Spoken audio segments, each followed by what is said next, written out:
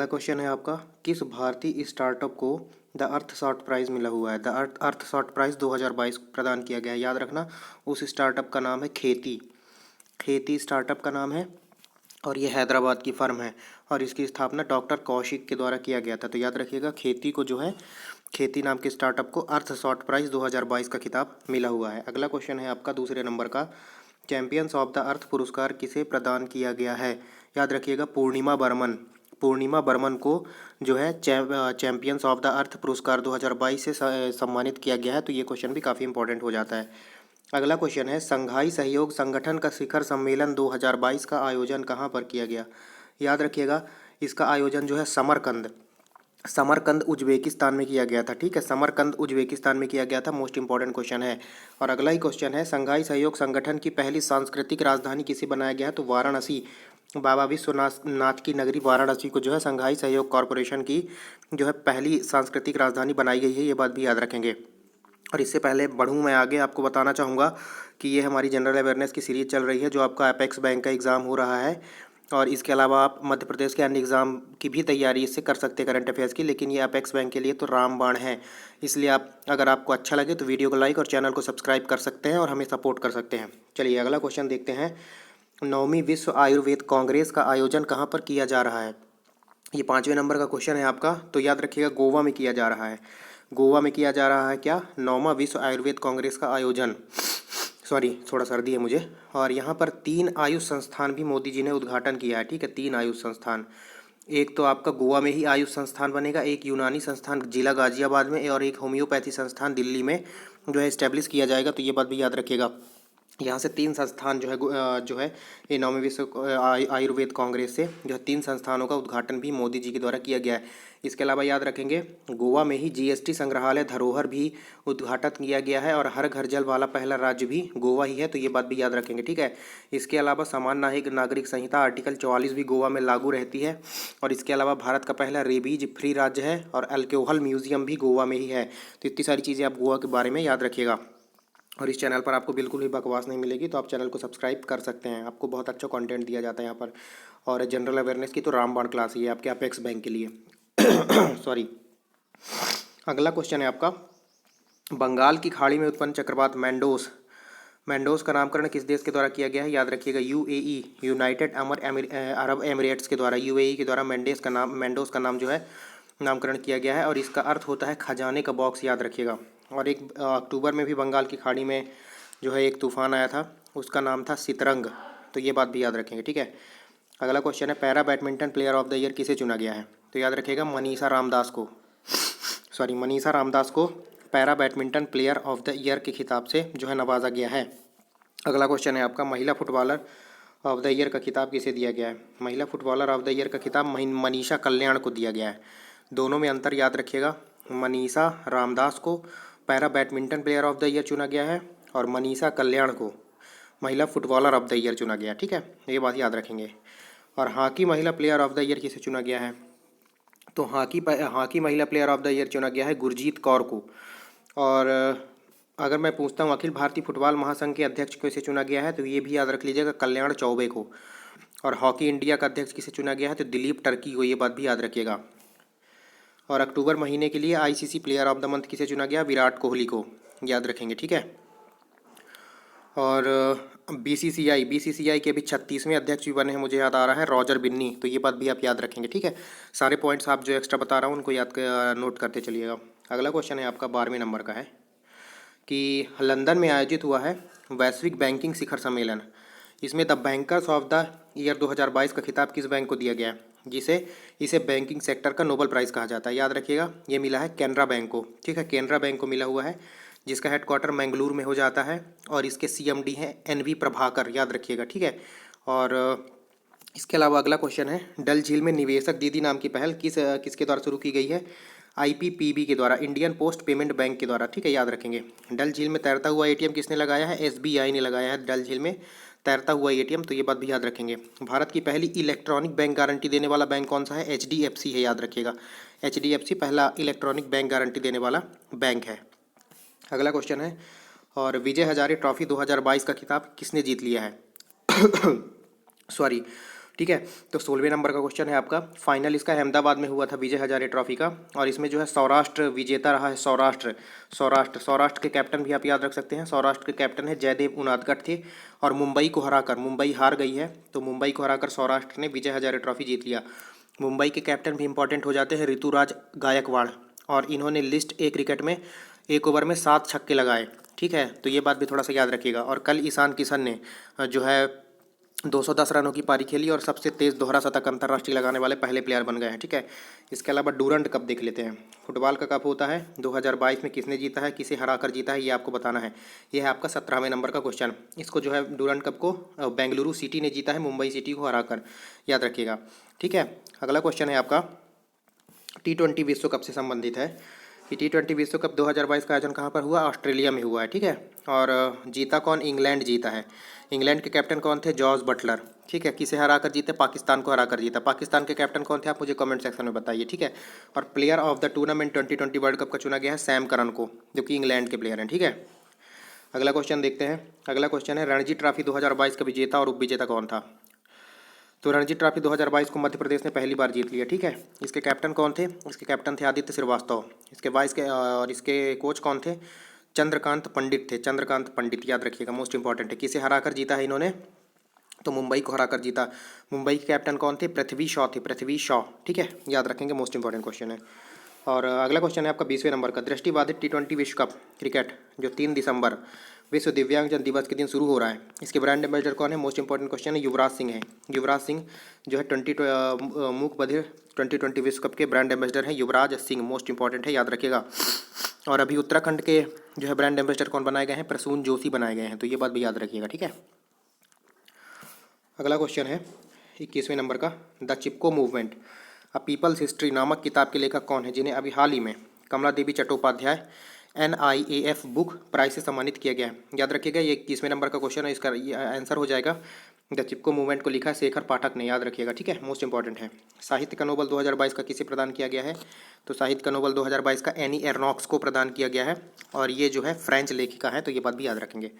अगला क्वेश्चन है आपका, राष्ट्रीय सांख्यिकी आयोग का अध्यक्ष किन्हें चुना गया है, तो राजीव लक्ष्मण करंकीदर, राजीव लक्ष्मण, बस याद रखिएगा, राजीव लक्ष्मण करंकीदर नाम है हालांकि इनका, लेकिन राजीव लक्ष्मण याद रखेंगे आप। राष्ट्रीय सांख्यिकी आयोग का अध्यक्ष नियुक्त किया गया। ठीक है, इन्हें याद रखेंगे। अगला क्वेश्चन है, पहला तटीय सुरक्षा सम्मेलन कहाँ पर आयोजित किया गया है, तो याद रखेंगे चेन्नई में आयोजित किया गया पहला तटीय सुरक्षा सम्मेलन। ठीक है, इसके अलावा विश्व मृदा दिवस 5 दिसंबर को मनाया जाता है, इसका थीम क्या था, तो ये 25वें नंबर का आपका क्वेश्चन हो जाता है, और इसका थीम था मिट्टी जहाँ से भोजन शुरू होता है। ठीक है, तो इसका थीम था मिट्टी जहाँ से भोजन शुरू होता है। आप इंग्लिश में इसको ट्रांसलेट कर लीजिएगा। ठीक है, इंग्लिश में अपना हाथ टाइट है भाई, ये हिंदी में अपन दे रहे हैं। अगला क्वेश्चन है 26वें नंबर का, विंबलडन 2022 का महिला का खिताब किसने जीता है, मोस्ट इंपॉर्टेंट क्वेश्चन की श्रेणी में से रखूंगा। तो विंबलडन 2022 का खिताब जीता है एलिना रबाकीना ने, याद रखिएगा, कजाकिस्तान की हैं। ठीक है, एलिना रबाकीना ने जीता है, कजाकिस्तान की हैं। अगला क्वेश्चन है, भारत सरकार का लक्ष्य क्या है कि पेट्रोल में 2025-26 तक कितने प्रतिशत एथेनॉल मिलाया जाएगा, तो भारत सरकार का लक्ष्य 2025-26 तक जो है 20% एथेनॉल मिलाने का, किसमें, पेट्रोलियम में। तो ये बात जरूर याद रखिएगा, 20%, क्वेश्चन छपेगा आपके एग्जाम में।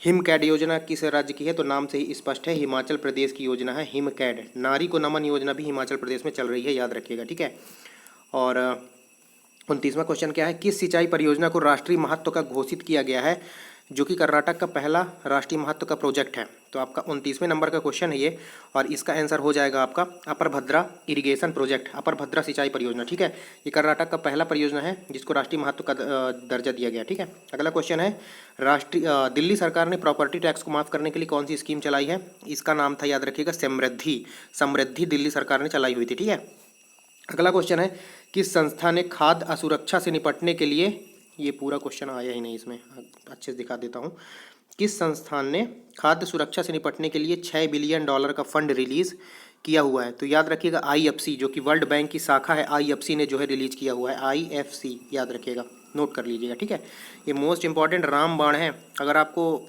जानकारी अच्छी लग रही है तो वीडियो को लाइक, चैनल को सब्सक्राइब जरूर कर लेना। ये पेड क्लास भी आपको, पेड कोर्स में भी ये नहीं मिलने वाला आपको ये कंटेंट। 32वें नंबर का क्वेश्चन है, अंतर्राष्ट्रीय उड्डयन संस्थान, इसका हेडक्वार्टर कहाँ है, इसका हेडक्वार्टर मॉन्ट्रियल कनाडा में है। ठीक है, उसने क्या कहा है कि कब तक पूरा का पूरा एविएशन सेक्टर जो है वो नेट जीरो हो जाएगा। तो याद रखना 2050 तक, ठीक है। उड्डयन उड्डयन को एविएशन बोलते हैं, ठीक है, एविएशन बोलते हैं। तो पूरा का पूरा उड्डयन जो मार्केट है वो 2050 तक नेट जीरो हो जाएगा। और भारत कब तक नेट जीरो हो जाएगा? 2070 तक। तो ये बात भी याद रखना, ठीक है। आपका 33वें नंबर का क्वेश्चन है, World Organisation of Animal Health का मुख्यालय कहाँ पर है? ये चर्चा में था, याद रखना, ये पेरिस में है इसका मुख्यालय। मैं एक बार क्लियर करके क्वेश्चन दिखा देता हूँ आपको। 33वें नंबर का क्वेश्चन है, World Organisation of Animal Health का हेडक्वार्टर कहाँ पर है? पेरिस में है। पेरिस में। और किसका हेडक्वार्टर है? FATF, financial action task force का हेडक्वार्टर भी पेरिस में है, जिसके अभी अध्यक्ष कौन बनाए गए थे? T राजा कुमार, जो कि भारतीय मूल के हैं, सिंगापुर के नागरिक हैं, ठीक है, याद रखेंगे। अगला क्वेश्चन है आपका, ग्लोबल लाइट हाउस नेटवर्क किसका प्रयास है, जिसे हाल ही में सिप्ला, डॉक्टर रेड्डीज लेबोरेटरी आदि ने ज्वाइन किया हुआ है, ठीक है। तो याद रखिएगा ये विश्व आर्थिक मंच मतलब वर्ल्ड इकोनॉमिक फोरम का एक इनिशिएटिव है। Global light house network most important है। और एक बात और याद रखिएगा, एजुकेशन 4.0 नाम की रिपोर्ट भी अभी वर्ल्ड इकोनॉमिक फोरम ने ही जारी की थी, विश्व आर्थिक मंच। 35वें नंबर का क्वेश्चन है आपका सॉरी, थोड़ा सर्दी है तो धीरे धीरे आराम से बोल रहा हूँ, ठीक है। सारंग सारंग नाम का सांस्कृतिक कार्यक्रम को भारतीय दूतावास ने कहाँ पर आयोजित किया? तो याद रखिएगा ये सारंग नाम का कार्यक्रम दक्षिण कोरिया में आयोजित किया गया था, दक्षिण कोरिया में। दक्षिण कोरिया वही देश है जो अभी अभी भारत में जो है परिवहन क्षेत्र में निवेश करने के लिए तैयार हो गया है, याद रखना ये बात भी, ठीक है। 36वें नंबर का क्वेश्चन, भारतीय एशियाई अमेरिकी महिला कौन बनी है जिनकी फ़ोटो अमेरिकी डॉलर पर छपी है? तो एना मे वोंग, ठीक है, एना मे वोंग बनी है, ठीक है। और ये मोस्ट इंपॉर्टेंट क्वेश्चन है। अगर आपको वीडियो समझ में आ रहा है तो लाइक ज़रूर कर देना दोस्त, इससे आपका पैसा नहीं लगता, ठीक है। और मन करे तो सब्सक्राइब भी कर लेना यार। अगला क्वेश्चन देखते हैं, 37वें नंबर का क्वेश्चन है, तीसरी, चौथी और पाँचवीं वंदे भारत ट्रेन कहाँ से कहाँ तक चली है? आपको बताना है, ठीक है। तो तीसरी वंदे भारत ट्रेन कहाँ पर चली थी? कहाँ से? गांधीनगर से मुंबई तक चली थी तीसरी वंदे भारत ट्रेन। चौथी वाली चली थी चौथी वाली चली थी ऊना से दिल्ली। और पांचवी वाली वंदे भारत ट्रेन चली थी चेन्नई से मैसूर। ये पांचवी वाली जो है चेन्नई से मैसूर जो है साउथ की पहली वंदे भारत ट्रेन थी, याद रखना। पहली और दूसरी कहाँ पर चली थी आप कमेंट सेक्शन में बताइए। अगला क्वेश्चन है 38वें नंबर का, पीएम मोदी जो है पहले प्रधानमंत्री बन गए हैं जिन्होंने हिमाचल प्रदेश के कौन से त्यौहार में शिरकत करी है, ठीक है। जो इन्होंने भाग लिया था, हिमाचल प्रदेश का एक त्यौहार होता है कुल्लू दशहरा। कुल्लू दशहरा नाम का त्यौहार होता है और इसमें हिमाचल प्रदेश में, और इसमें शिरकत करने वाले प्रधानमंत्री जी पहले जो है प्रधानमंत्री बने हैं मोदी जी, ठीक है। और ये बात याद रखिएगा कि जो है हालांकि हिमाचल प्रदेश में हार गए हैं, ठीक है, तो वो अलग बात हो जाती है। अगला क्वेश्चन है, हिमाचल प्रदेश सरकार मेडिकल डिवाइस पार्क बना रही है, यह कहाँ पर बन रहा है? आपके 39वें नंबर का क्वेश्चन है। तो याद रखिएगा ये क्वेश्चन जो है नालागढ़ हिमाचल प्रदेश, नालागढ़ है हिमाचल प्रदेश में, नालागढ़ नाम की जगह हिमाचल प्रदेश में, वहाँ पर जो है मेडिकल डिवाइस पार्क बन रहा है। तो ये बात याद रखेंगे, ठीक है। अगला क्वेश्चन है, राष्ट्रपति द्रौपदी मुर्मू जी ने किस संस्थान में प्लेटफॉर्म हर स्टार्ट को लॉन्च किया है जो कि महिला उद्यमियों के लिए है? मोस्ट इंपॉर्टेंट क्वेश्चन की श्रेणी में रखूंगा। और ये गुजरात यूनिवर्सिटी में द्रौपदी मुर्मू ने हर स्टार्ट को लॉन्च किया है। अगला क्वेश्चन है, उज्जैन में क्षिप्रा नदी के किनारे 11 अक्टूबर 2022, डेट भी याद रखेंगे, मोदी जी ने महाकाल लोक कॉरिडोर का उद्घाटन किया है। यह किस झील के किनारे है? ये रुद्र सागर झील के किनारे है, याद रखिएगा, ठीक है। अगला क्वेश्चन है, मोदी जी ने कहाँ पर छुन्यू थर्ड हाइड्रो पावर प्रोजेक्ट का उद्घाटन किया है? तो याद रखेंगे ये चंबा जिला हिमाचल प्रदेश में किया है। हिमाचल प्रदेश में मैंने आपको बताया नारी को नमन योजना और LPG युक्त और धुआं मुक्त पहला राज्य हिमाचल प्रदेश, याद रखेंगे। 43वें नंबर का क्वेश्चन है, रायतू भरोसा केंद्र कहाँ पर है जहाँ पर किसानों के लिए वन स्टॉप सेंटर की तरह यह काम करेगा, ठीक है। तो ये रायतू भरोसा केंद्र है, याद रखना, ये आंध्र प्रदेश का है। एक रायतू बंधु योजना चल रही है वो तेलंगाना की है, दोनों में कन्फ्यूजन नहीं होना है। ये रायतू भरोसा केंद्र है, ये आंध्र प्रदेश के हैं। और रायथू जो है, क्या बताया मैंने, रायथू बंधु योजना वो तेलंगाना की है। रायथू भरोसा तो आंध्र प्रदेश की है और रायथू बंधु योजना तेलंगाना की है। रायथू मतलब किसान होता है, ठीक है। अगला क्वेश्चन है, पीएम मोदी ने मिशन स्कूल ऑफ एक्सीलेंस की शुरुआत कहाँ से की है? तो इसकी शुरुआत इन्होंने सॉरी 44वें नंबर का क्वेश्चन है, क्या क्वेश्चन था, पीएम मोदी ने मिशन स्कूल ऑफ एक्सीलेंस की शुरुआत कहाँ से की है? तो याद रखिएगा ये अडलाज नाम की जगह गुजरात में, त्रिमंदिर नाम की जगह गुजरात में, अडालज करके है, ऐसा ही है। त्रिमंदिर आप याद रखना, त्रिमंदिर गुजरात में, ठीक है, त्रिमंदिर गुजरात में, गुजरात से जो है पीएम मोदी ने स्कूल ऑफ एक्सीलेंस की शुरुआत की है। अगला क्वेश्चन है, आरबीआई के अनुसार अगर आप रिकंस्ट्रक्शन कंपनी शुरू करना चाहते हैं तो आपके पास कम से कम कितना कैपिटल होना चाहिए, कितना पैसा होना चाहिए। अगर आप जो है रिकंस्ट्रक्शन कंपनी आप शुरू करना चाहते हैं तो याद रखिएगा आपके पास कम से कम 300 करोड़ रुपए की कैपिटल होनी चाहिए। अगला क्वेश्चन है, डीजीसीआई ने गोवा में कहाँ पर नया एयरपोर्ट बनाने का लाइसेंस दे दिया है। तो Director General of Civil Aviation इसका फुल फॉर्म हो जाएगा और इसका आंसर हो जाएगा मोपा एयरपोर्ट। मोपा एयरपोर्ट याद रखना। और अभी एक अरुणाचल प्रदेश में मैंने एयरपोर्ट बताया था, उसको आप मुझे कमेंट सेक्शन में बताइए, पिछले वाले वीडियो में मैंने बताया था, ठीक है, उसका नाम जरूर बताइए, ठीक है। और इसका हो जाएगा मोपा एयरपोर्ट, ठीक है, याद रखना, इंपॉर्टेंट है। अगला क्वेश्चन है, भारत का 33वें नंबर का हाथी रिजर्व कहाँ पर बनाया गया है। तो याद रखना ये उत्तर प्रदेश में बना है, उत्तर प्रदेश में बना है। मोस्ट इंपॉर्टेंट क्वेश्चन आपके लिए हो जाता है ये। और उत्तर प्रदेश में भी कहाँ पर, लखीमपुर खीरी जिले में उत्तर प्रदेश में 33वें नंबर का है। और उत्तर प्रदेश के कौन से नंबर का है आप मुझे कमेंट सेक्शन में बताइए। अगला क्वेश्चन है, स्लेंडर लॉरिस वन्यजीव अभ्यारण्य किस राज्य में बनाया गया है। तमिलनाडु में बनाया गया है, ठीक है। और इसका आईयूसीएन स्टेटस क्या है, इंडेंजर्ड है, इंडेंजर्ड है, याद रखना, आईयूसीएन स्टेटस इसका इंडेंजर्ड है। और ये सिलेंडर लोरिस एक जानवर होता है जो कि लुप्त प्राय है और ये जहरीला भी होता है हल्का सा, ठीक है। तो अपने जहर का इस्तेमाल ये अपने शिकार को करने के लिए करता है, पकड़ने के लिए, ठीक है। 49वें नंबर का क्वेश्चन है, दुनिया की सबसे बड़ी जंगल सफारी 10,000 एकड़ में कहाँ पर बन रही है। हरियाणा में बन रही है, हरियाणा में बन रही है, अरावली की पहाड़ियों में, तो ये बात याद रखेंगे। अगला क्वेश्चन है, सड़क परिवहन राजमार्ग मंत्री कौन है। नितिन गडकरी। तो मंत्रालय ने यह जरूरी कर दिया है कि 1 अक्टूबर 2003 से पैसेंजर गाड़ी में कितने एयरबैग्स होने ही चाहिए। तो 6 एयरबैग्स होने ही चाहिए, ठीक है, ये मैंडेटरी हो जाएगा। किस डेट से, डेट याद रखना, 1 अक्टूबर 2023 से। अगला क्वेश्चन है, मिनी कॉय थुंडी बीच एवं कदमत बीच को ब्लू फ्लैग सर्टिफिकेट मिल गया, ठीक है। अब कुल कितने हो गए हैं, कुल 12 ब्लू फ्लैग सर्टिफिकेट भारत में हो गए हैं। तथा तो आपको बताना है यह कहाँ पर है तथा यह कौन सा संगठन देता है तथा उसका मुख्यालय कहाँ पर है। और ये most most most important question हो जाता है आपके लिए, ठीक है। तो ब्लू फ्लैग सर्टिफिकेट कौन सी संस्थान देती है, एफईई संस्थान देती है, मतलब फाउंडेशन फॉर इन्वायरमेंट एजुकेशन। और इसका हेडक्वार्टर जो है कहाँ पर हो जाता है, कोपेनहेगन में है, कोपेनहेगन में इसका हेडक्वार्टर हो जाता है, इसका एफईई नाम की संस्था ब्लू फ्लैग सर्टिफिकेट देती है। इसका फुल फॉर्म क्या हो जाता है, फाउंडेशन फॉर इन्वायरमेंट एजुकेशन। और इसका हेडक्वार्टर कोपेनहेगन में है। ये मोस्ट इंपॉर्टेंट क्वेश्चन है, आप लिख लीजिए इसको, ठीक है।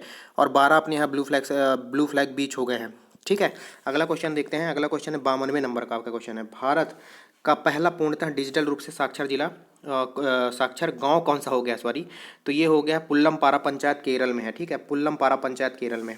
पहाड़ी समुदाय को एसटी का दर्जा दिया जाएगा, यह कहाँ पर है, ये जम्मू कश्मीर में है, याद रखना, ठीक है, जेएनके में याद रखना, पहाड़ी समुदाय। अगला क्वेश्चन है, भारत में क्या है, ऑपरेशन सेवा, ऑपरेशन डिग्निटी, ऑपरेशन नन्हे फरिश्ते किस संस्थान द्वारा जो है शुरू किए गए। आरपीएफ रेलवे प्रोटेक्शन फोर्स, इसको आप बोल सकते हैं रेलवे सुरक्षा बल सेवा भी आजकल इसको बोला जाता है, इसका नया नाम है, ठीक है।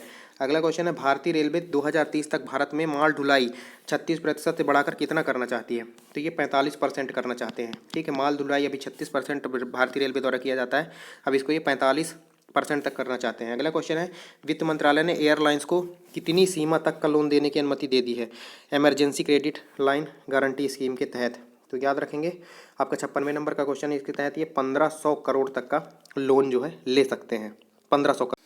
अगला क्वेश्चन है आपका, कितने मेगावाट तक के डेटा सेंटर को इंफ्रास्ट्रक्चर का स्टेटस दे दिया जाएगा। तो इसका आंसर हो जाएगा 5 मेगावाट। 5 मेगावाट से ज़्यादा है अगर कोई डेटा सेंटर तो उसको इंफ्रास्ट्रक्चर का स्टेटस दे दिया जाएगा। अगला क्वेश्चन है आपका, मध्य प्रदेश में बनने वाला नया टाइगर रिजर्व कौन सा है एवं किस जिले में है। यहाँ पर पन्ना टाइगर रिजर्व के डूब क्षेत्र में प्रभावित क्षेत्र को कवर किया जाएगा, याद रखना। रानी दुर्गावती टाइगर रिजर्व बन रहा है जो कि मेनली दमोह जिले में आता है, मध्य प्रदेश में, ठीक है, याद रखेंगे। अगला क्वेश्चन है, अब जो है किसान विकास पत्र पर कितना प्रतिशत ब्याज मिलेगा। तो 59वें नंबर का क्वेश्चन मोस्ट इंपॉर्टेंट हो जाता है, 7% का ब्याज मिलेगा किसान पत्र पर, ठीक है। और पहले कितना था, ये 6.9% था। अगला क्वेश्चन है, भारतीय रेलवे ने अभी बहुत सारे संस्थानों को बंद कर दिया है, किस कमेटी की सिफारिश पर ये बंद कर रहे हैं संस्थानों को। तो ये संजीव सान्याल कमेटी है, ठीक है, संजीव सान्याल कमेटी की सिफारिश पर ये लोग बंद कर रहे हैं। अगला क्वेश्चन है, 7वां हर घर जल वाला राज्य या यूटी कौन सा बन गया है। तो ये गुजरात बन गया, याद रखना, गुजरात राज्य या यूटी दोनों मिलाकर, ठीक है, 7वां हर घर जल वाला। और पहला राज्य कौन सा है, तो आपको पता होगा गोवा है हर घर जल वाला। और पहला जिला कौन सा है आप मुझे कमेंट सेक्शन में बताइए, और वो मोस्ट इंपॉर्टेंट क्वेश्चन है आपके लिए, ठीक है, जिला आप बताइए मुझे, कुछ तो आपको भी करना पड़ेगा एफर्ट। 62वां क्वेश्चन है, Trees Outside India programme Bharat में कई राज्यों में चल रहा है, कौन सा संस्थान इसको सपोर्ट कर रहा है। तो कोई इसको यूएसए की एक संस्था यूएसएड नाम की संस्था इसको जो है सपोर्ट कर रही है, ट्रीज आउटसाइडिंग, ठीक है, ट्रीज आउटसाइड इंडिया प्रोग्राम को, ठीक है। अगला क्वेश्चन है युवा 2.0 अभियान किसने शुरू करा है? तो ये शिक्षा मंत्रालय ने शुरू किया है युवा 2.0 अभियान। अगला क्वेश्चन है credit guarantee scheme for startup के तहत एक स्टार्टअप कितना लोन ले सकता है? तो ये 10 करोड़ का लोन ले सकता है, ठीक है। अब याद रखना ये मोस्ट इंपॉर्टेंट है सारे के सारे डेटा क्रेडिट गारंटी स्कीम के तहत, ठीक है। अगला क्वेश्चन है आपका वर्ल्ड कॉस्ट ऑफ लिविंग सर्वे 2022 के अनुसार सबसे महंगा शहर सिंगापुर तथा न्यूयॉर्क है और सबसे सस्ता शहर सीरिया का दमिश्क है। ये जो है टॉप 100 में कोई सा भी भारतीय शहर नहीं है, याद रखना। तो ये याद रखना और इसको जो है कौन सी संस्था जारी करती है ये बताना है। तो इसको इकोनॉमिस्ट इंटेलिजेंस यूनिट नाम की संस्था इसको जारी करती है, वर्ल्ड कॉस्ट ऑफ लिविंग सर्वे, ठीक है, इकोनॉमिस्ट इंटेलिजेंस यूनिट, ठीक है। अगला क्वेश्चन है आपका जेंडर गैप इंडेक्स। तो जेंडर गैप इंडेक्स में 135वां नंबर है, भुखमरी सूचकांक में 107 है, प्रेस फ्रीडम में 150 नंबर पे है, अपन 150 है, पर्यावरण प्रदर्शन सूचकांक में भारत की रैंक 180 है, याद रखेंगे, ठीक है। इसके अलावा विश्व शांति सूचकांक में 135 है और विश्व खुशहाली सूचकांक में 136 है और ह्यूमन डेवलपमेंट इंडेक्स में 132 है, जिसको UNDP United Nation Development Programme जो है जारी करती है, ठीक है, याद रखना। एसडीआई में अपन 132 है। अगला क्वेश्चन है उत्तराखंड के ब्रांड एम्बेसडर मैं आपको बता चुका था प्रसून जोशी हैं, ठीक है। अगला क्वेश्चन है 68 नंबर का जो है अभी अभी हाल में जॉम्बी वायरस की खोज हुई है 48,500 वर्षों के बाद। ये कहाँ पर? रूस की एक जमी हुई झील में। अगला क्वेश्चन है यूएसए के द एमिरसरी ऑफ पीस अवार्ड से किसे सम्मानित किया गया है? श्री श्री रविशंकर को सम्मानित किया गया है, याद रखेंगे, ठीक है। अगला क्वेश्चन है अग्नि वॉरियर नाम का युद्धाभ्यास अभी अभी भारत और सिंगापुर के बीच में हुआ है, याद रखेंगे। ये कहाँ पर हुआ है? ये देवलाली महाराष्ट्र में हुआ है, देवलाली महाराष्ट्र में, ठीक है। अगला क्वेश्चन है पहली बार भारतीय परिवहन क्षेत्र में कौन सा देश निवेश कर रहा है? साउथ कोरिया, मैंने आपको बताया था। साउथ कोरिया उबेर कप जीता था और महिला बैडमिंटन कप होता है चीन को हराकर, और भारत ने थॉमस कप जीता था, पुरुष बैडमिंटन कप होता है इंडोनेशिया को हराकर। इंडोनेशिया वही देश है जहाँ पर बाली में जो है G20 की बैठक 2022 में हो रही है। 2023 में बैठक कहाँ पर होगी G20 की? भारत में होगी। और G20 में भारत के शेरपा कौन है? तो अमिताभ कांत है, याद रखिएगा, ठीक है। अगला क्वेश्चन है आपका व्यापार उत्कृष्टता पुरस्कार 2022 से किसे सम्मानित किया गया है? तो ये मंथन नाम के प्लेटफॉर्म को सम्मानित किया गया है, याद रखिएगा। आखिरी क्वेश्चन है सिलहट सिलचर महोत्सव 2022 का आयोजन किया गया भारत और बांग्लादेश के बीच संबंधों को मजबूत करने के लिए, याद रखेंगे, ठीक है। मोस्ट इंपॉर्टेंट क्वेश्चन ये आपकी सीरीज खत्म होती है। Thanks for watching and supporting me, ठीक है। और सब्सक्राइब कर देना चैनल को। अगर बकवास नहीं चाहिए, अच्छा कंटेंट चाहिए तो मेरे चैनल को सब्सक्राइब करके हमको सपोर्ट करिए। मैं आपको बेहतर से बेहतर कंटेंट दूंगा। ये सेट नंबर 3 था, सेट नंबर 4 आपको जल्द ही उपलब्ध हो जाएगा। जितना मेरे से हो सकेगा मैं आपके पेपर तक सेट्स लाता रहूँगा, ठीक है। इसमें ही बहुत सारे क्वेश्चन है, देखो यार इसमें कितने क्वेश्चन है, 73 क्वेश्चन है। तो बिल्कुल आपके सामने टू द पॉइंट एकदम क्वेश्चन आ रहे हैं। थोड़ा लेट हो जाता है तो थोड़ा रिसर्च वगैरह करने में लेट हो जाता है कि आपके बैंकिंग में किस टाइप के क्वेश्चन पूछे जाने की संभावना है, ठीक है। तो इसलिए थोड़ा सा वेट कर लिया करो, ठीक है। तो ये सेट आप इन्जॉय करो। अगला सेट जल्दी ही सेट नंबर 4 मिलेगा। और अब स्पेशल रेफरेंस टू बैंकिंग, तो बैंकिंग के उसमें क्वेश्चंस में ज़्यादा डाल दूंगा, ठीक है। तो आपके बैंकिंग के क्वेश्चन भी अगर आते हैं तो वो छूटने नहीं चाहिए ना, तो उसमें बैंकिंग वाले क्वेश्चन भी मैं डाल दूंगा, ठीक है। तो अगला वाला क्वेश्चन जो है आपके सेट बहुत इंपॉर्टेंट रहेगा। तो अभी तो आप ये सेट इन्जॉय करिए और इसके जो पहले 2 सेट हैं और आप इनको बार बार रिवाइज करिए, तभी याद होंगे ये, ठीक है। तो चलिए मिलते हैं अगले वीडियो में, तब तक के लिए जय हिंद जय भारत। और एक चीज़ मैं और बता देता हूँ, इसका अगर PDF चाहिए तो मैं टेलीग्राम का लिंक डिस्क्रिप्शन में दे दूँगा, तो वहाँ से आप ले लीजिएगा। लेकिन उसमें उत्तर नहीं होंगे दोस्त, इतना टाइम नहीं रहता मेरे पास, ठीक है। तो इसमें इसी फॉर्मेट में रहेगा, तो उत्तर आप लोग खुद से लगा लेना प्रिंट आउट निकाल के वीडियो देख के। तो चलिए छोटी लेकिन मोटी बात आपको बता दी गई है। मिलते हैं अगले वीडियो में, तब तक के लिए जय हिंद जय भारत।